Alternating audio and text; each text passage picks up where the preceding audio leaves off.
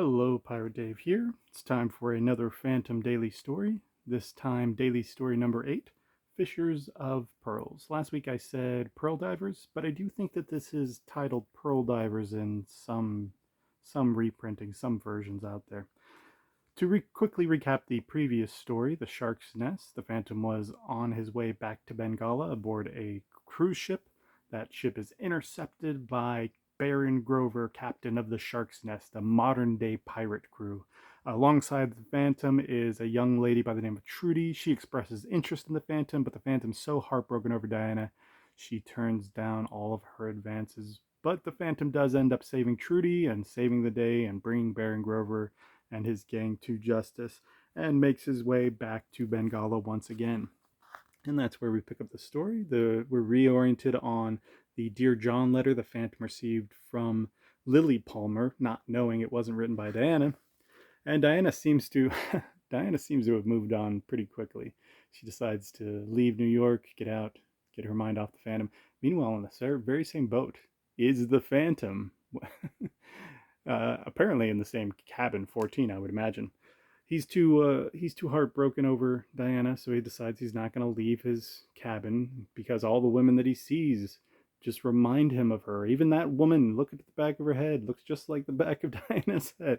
It is the back of Diana's head. Oh my goodness. What a missed connection, huh? Getting near Bengala, he decides to just dive overboard and swim to shore. I guess that's easier to explain than getting off the boat and donning his disguise and everything, right? Diana actually does see him dive overboard, not knowing it's him. Man overboard. Of course, they don't find him, but he's going to be fine. The jungle's very glad that the Phantom's back. Of course, the Phantom's still brooding a little bit about it. Meanwhile, Diana pulls into port in Swari. I think this is going to also be called Swali later in the strip, so keep your eyes peeled for that. She hears the jungle celebration. She's like, "What's going on?" She meets this guy Roark, a local entrepreneur. Asks Roark, "What's going on?" And Roark's like, "Oh, apparently this guy, the Phantom, has returned." The Phantom. I love that panel. Diana's so close to the Phantom, she didn't even realize that she was going back to the same area that the Phantom's nearby. And so she asks Roark, "Hey, can you take me into the jungle? I've got to find this guy. I've got to find the Phantom." Roark's like, I don't know about that. That's kind of sounds crazy, and I'm a pretty busy guy, but yeah, you know what? Maybe in a few weeks. And so Dan holds on to that. Roark's a nice guy, right? He's a pretty good dude, right? Uh-oh. Immediately we see him whipping a bunch of black guys, and why, you know? And in the same daily panel, daily strip, we see him kissing his sick wife and being sweet with Diane again. This would have all been on the same day, so I love that crazy juxtaposition we would have gotten on that day. Roark's scheme is illegal pearl diving, so he sends these tribes people down to the bottom of the bay to get these pearls, and of course it's very dangerous for them. Their lungs will give out, and a bunch of these tribes people have been afflicted with this problem, and the Phantom discovers them. He discovers all the sick tribes people and decides he's outlawing pearl diving. No more pearl diving. It's getting everybody sick. Sends out the word with his mark so everybody knows it's true. Roark doesn't take this seriously. He's not afraid of the Phantom, and the word gets back to the Phantom that Roark's not ending his pearl diving.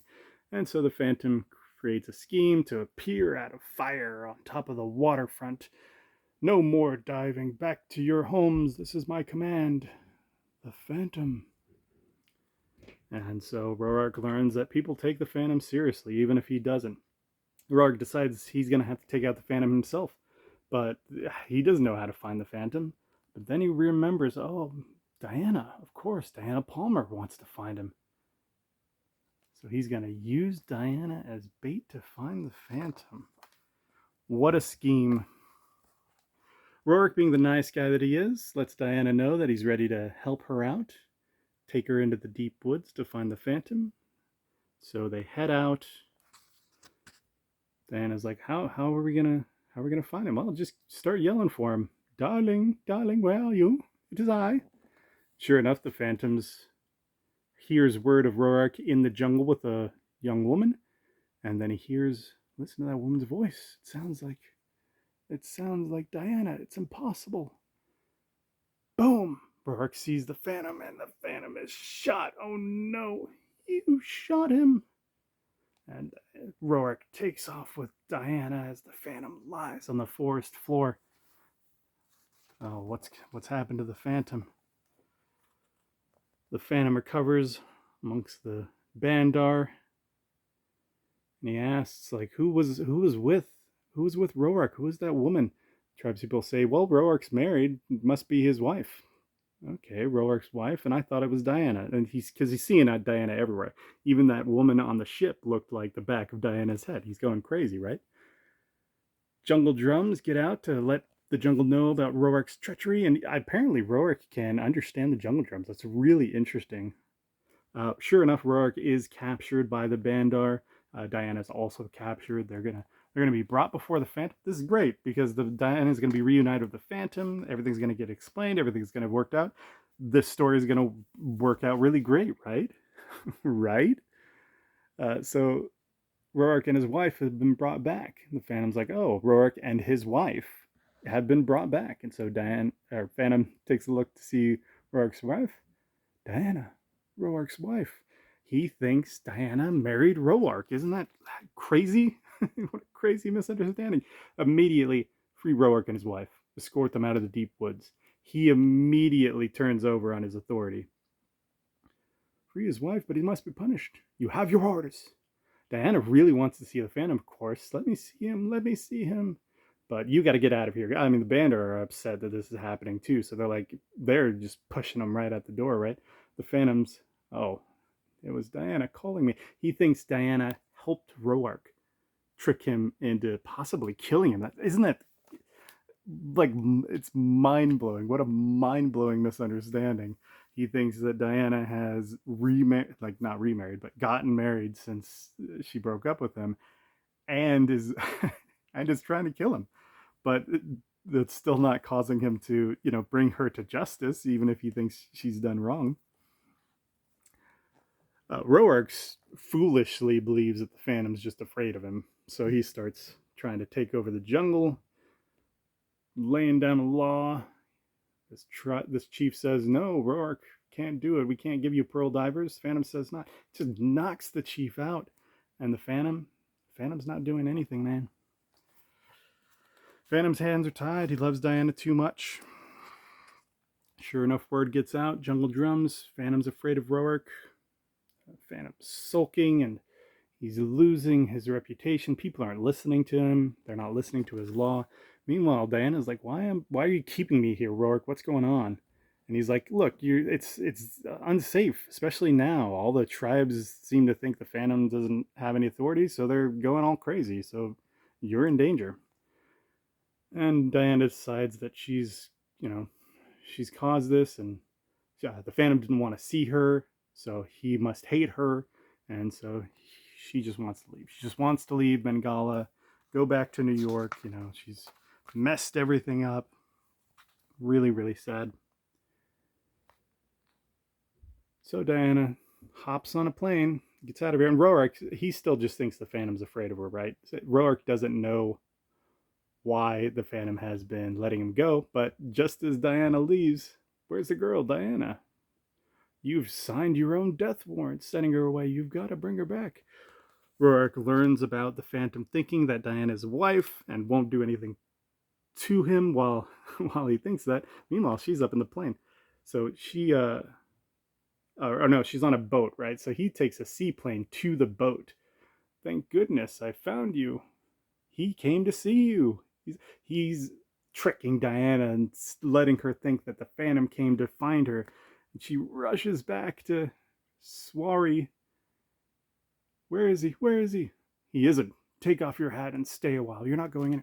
What a this is by far the worst villain the Phantom's had. I don't mean that in a quality way, but just in what he's done, man. This guy's and he presents like such a nice guy. That's how we met him, right? He was very personable, very civil to Diana and all that. But we see he's really just underneath the surface, this really horrible, horrible dude. And so now Roark has a problem, right? Because Diana's back, but his wife is also here. So the Phantom goes snooping around and sees his actual wife. He'll know Diana isn't Roark's wife, so he decides he's gonna send his wife to the mountains, to get better, to get some mountain air and all that. Uh, Interesting to note, we get a "for those who came in late" panel. I think this is the first time we see this, and this will be a common sort of a common recurrence with Lee Falk in catching readers up with his story around the midway point. I think it's a reference to his like theater background, for people that would people that would catch the second act or whatever. And so we get a quick little recap of everything that's happened. It's caused the jungle to go into disarray and reorient the readers on exactly what's going on. And so Roark sends his wife on a caravan up into the mountains. Unfortunately, traveling through the jungle these days isn't so safe, right? So that might not work out for Roark in the next couple of strips, but we're gonna go ahead and see. So his wife is gone now, leaving just Diana. Sure enough, Phantom comes to inspect, and he sees Diana in Roark's home. And is that looks like Diana was right as long as she's happy.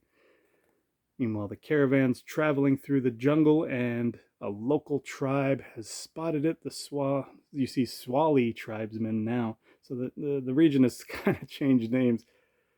Mrs. Roark's safari is attacked by these guys who no longer respect the Phantom's law, and they capture Roark's wife. And she says, "I'm the wife of Trader Roark." And they know that, oh, this is gonna be a big ransom. And word gets back to the Phantom that Roark's wife has been captured by bandits. The Phantom thinks that Diana has been captured by bandits in this caravan. So of course the Phantom rushes off to save Diana. I just love how this story has developed thus far. Like this, all these misconnections, all these misconceptions, all these misunderstandings. So great. He's on. He's he's in bloodshot mode, man. He's just roving through. So he whisks Diana away, picks her up while she's like still covered in her blankets, right, and escapes from the bandit camp into the jungle. Just a little farther, Diana. They're gaining on us. Through rivers and all that. He still doesn't know who he's carrying. They get a moment of respite. And there she is. Where are we? Who, who are you? Never mind who I am. I was told the Swali bandits captured Roark's wife. But I am Betty Roark. And this is where the Phantom discovers his misunderstanding. Everything's made clear. Then Diana's not Roark's wife. She's still Diana. Betty explains all this misunderstanding. And we get this awesome panel with him. Devil, she's not married. The Phantom dancing with Devil. This is easily my favorite panel of the entire story, man. It's so great. Meanwhile, Roark doesn't know, of course, that his plans have now been foiled. He's just appreciating his pearl profit, and the Phantom shows up. I use the past tense, Roark. You were running things. The Phantom's now, he's uncuffed. He's ready to go after Roark. But Roark's not going to go down that easy. Crashes out the window and he gets out. Meanwhile, in a nearby room, Diana sleeps, little realizing the drama that is happening to her. See, Roark has been keeping Diana prisoner in her in his home, and the Phantom's there and capturing Roark, but Diana's right in the next room, and the Phantom doesn't go get her. He has to go after Roark. And again, that sense of the Phantom's duty behind, his pursuit of Diana and romance and doing what's right and bringing a man to justice. Roark tries to get away through the jungle, but he doesn't get very far. The Phantom captures him and knocks him out and takes him back to the Bandar village to stand trial. Gather all jungle people for the judgment of Roark. And the jungle drums sound out. Or give me a chance. Give me a fighting chance. I'd do that to a dog. You'll get it. And so he agrees to fight him one-on-one. I mean, Roark doesn't stand a chance, right? He gets a little bit, a little bit of an opportunity when the Phantom stumbles back. Apparently, pulls out a knife, fighting dirty. But I mean, when your life is on the line, a little bit more understanding. But he doesn't have a chance against the Phantom. Don't hit me again like that, please. You will kill me. I couldn't take it. And the Roark is beaten. Meanwhile, Diana has woken up, still thinking she's being captured by Roark, but she realizes that nobody's here watching her. Nobody's here guarding her. So she escapes out of Roark's home and she meets up with Nelson, Roark's lackey, and offers him money to help her get away. And Nelson helps her get away in a canoe. Diana doesn't know that the Phantom knows the truth. Diana doesn't know everything that's happened, that Roark's being brought to justice. The Phantom brings Roark to the local authorities, gives all the evidence to the captain, and who promises to take care of Roark from here. Oh, he's really taking care of him. You'll be more comfortable in my office, Mr. Roark. Apparently, this guy and the Roark are in league together. Phantom doesn't know. Come on, Devil, now to see Diana. Where's Diana Palmer? You brought her. Diana, she's gone. She left. Diana's escaping the country.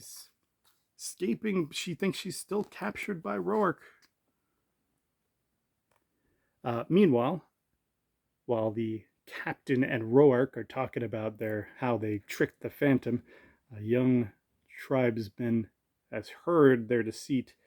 He runs off not to tell the Phantom, but to let the rest of his tribal people know that this corrupt cop is helping out Roark. There's no justice at all. These tribes are going to war against the colonial services, the local military. Meanwhile, the Phantom's been rushing to catch up to Diana and finds out that she's rowing out into the on a fishing boat, and that's when he hears war drums yet again, just like the second story, right? When he and Diana were going to be reunited, and he had to decide between stopping war in the jungle and pursuing Diana. So he realizes he's gotta stop. He's gotta stop whatever's going on in this war. He tells that tribal to go out there, swim out to Diana's ship, sail out there, and let her know that I know everything. Let her know that everything's fine. And so the Phantom rushes back to the captain's office. They've come after me. They won't get me alive. I know them. Nobody gets Roark alive. Nobody. And the Phantom gets Roark again. And Roark's just like he's just like the worst, like, pimple on your butt, man. He won't go away. Meanwhile, there's a man higher up than the captain. It's a colonel, but this colonel he's been lazy. He just wants to listen to his records. The Phantom meets up with his colonel, lets him know the corruption that's been going on and is underneath his nose. And the colonel is hesitant at first. He just wants to listen to his music, but the Phantom could be 10,000 warriors are out there ready to tear this town and garrison to pieces. All right. I never get it. The colonel, I guess if it's to avoid a war with the tribes people. To the colonel's credit, he, delivers a nice speech and lets everybody know he's going to take care of things. Nobody's going to get away with this. Meanwhile, Diana has almost made it to the ship to escape. The tribesperson meets up with her, lets her know that, hey, the Phantom wants you to come back. Keep in mind, though, this is exactly the line that Roark used to get her to come back the first time, so she doesn't believe it this time. She jumps on the ship, she's sailing away. The Phantom rushes down to the shoreline to meet with her now that he's taken care of things, but she wouldn't come. Didn't believe you sent me, thought it was Roark trick. Come on, we may still catch her. Too late. And we are left with Diana sailing away once again. on the one hand, you can be, it's easy to be like aggravated by these sorts of developments in this story, all these misconnections and misunderstandings. But I think it's so elegantly constructed, and it's one of those teeth gritting, like, oh man, I just want them to realize. But the misunderstanding, in a lot of ways, is so understandable that it's like, but I get it. I get why he would think that. I do think the timeline on Diana getting married after dumping the Phantom, going to Swari or Swali, depending on which panel you're on, and living with Roark, and then going out into the jungle to help Roark assassinate the Phantom. I do think the timeline on that is very, very unbelievable, but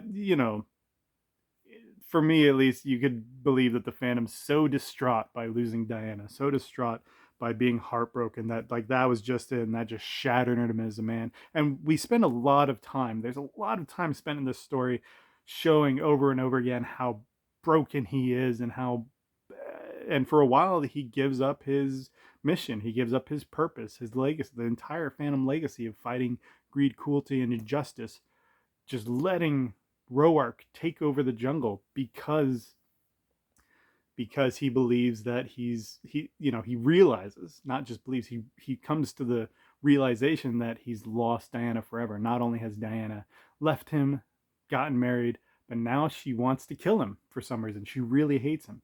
And then on the other side, you have Diana, having this misconception, really desperately trying to see the Phantom. She thinks that the Phantom hates her. It's such a